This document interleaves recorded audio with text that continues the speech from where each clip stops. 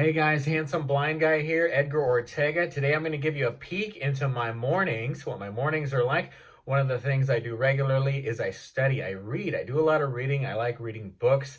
I like to read physical books. I like to hold them in my hand, smell the pages and the glue. I'm not a big fan of audiobooks, although I will listen to them from time to time. People with visual impairments like myself enjoy audiobooks. But I like to have the actual book in my hand. Some of you guys know that already. I'm going to show you technology that I use to make it possible so that I can actually read the books. I can't read this book by opening it up and looking at the words because I am legally blind. I'm not able to do that. But I do have this machine here that will do it for me. Anything I put under the camera there, it will pop up on the screen here and the machine will read to me, and I'll show you that right now. So what I did was I opened up this book, I scanned it in, I scanned this page so you guys could hear it, and then I'll play it for you right now so you guys can check it out.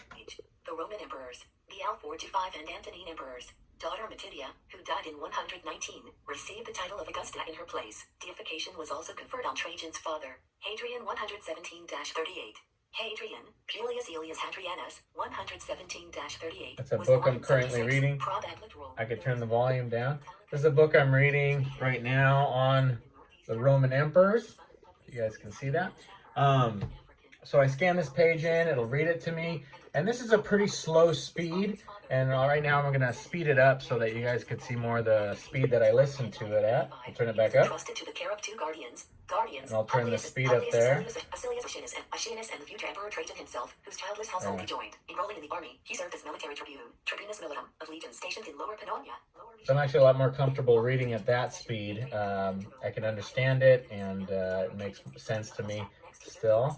You guys can listen again. In the First and Second Dacian Wars, respectively, subsequently becoming governor of Lower Pannonia and, in IO 8, consul. He was appointed. Now, that may or may not sound fast to you, but I've accustomed to that speed. I could read a lot faster, but that's a good kind of cruising speed that I read my books in, and I can read a whole book that way. Son and successor, but it was not until the ITH that Trajan's death was reported. His widow Pompeia Claudina endorsed the adoption, but there were grave doubts as to whether the dying emperor. Right, so that's really cool, and it gives me lots of options with this machine. I can click this button here, and I'll open the book back up so you can see the pages there, and I can change the colors on it using these dials, but I have another thing over here that I can change stuff on it. Green on black, yellow on black. So I can have a black background with green letters or yellow letters. And some people with certain eye issues like the blue background, but I don't like that. Black and white. And then there's regular black and white. Color. And color, I can have it just read in color or regular black and white. But white on black. I like the black background with the white lettering. And it's just a magnifier. I'm just putting this on a camera and it changes the colors for me to make it easy for me. See, you can see my hand there. Anything I put under there, it magnifies it, and I can actually zoom in on stuff. So you see it zooms in there. If there's something I need to read, I could put like a medication bottle or something or whatever. Zoom 13. See, it zooms in really good. That's just like zooming into one specific word. So I can use that. I can zoom back out. I can move it around so I can read it. And it's really neat. One other feature that I'll show you here on this machine Green on black. is I'll put it back on the color setting. Color. There we go. Color. I'll get the book out of the way. And anything I put under it, it'll zoom in on, and it'll help me look at it better. So I got this crystal here, and I can put it right there. If I want to look at it closer, I can zoom in on it. Maximum zoom. All right. So I can take anything under there. I can zoom in on it, take a closer look at it.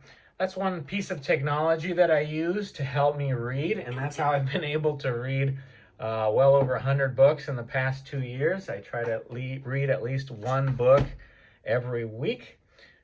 To keep my brain going. I like to study things and stay on one topic for a while, and then if I get bored of that or want to study something else, I'll read some books on another topic. But that's another way that people with visual impairments can adapt to living, to living normally.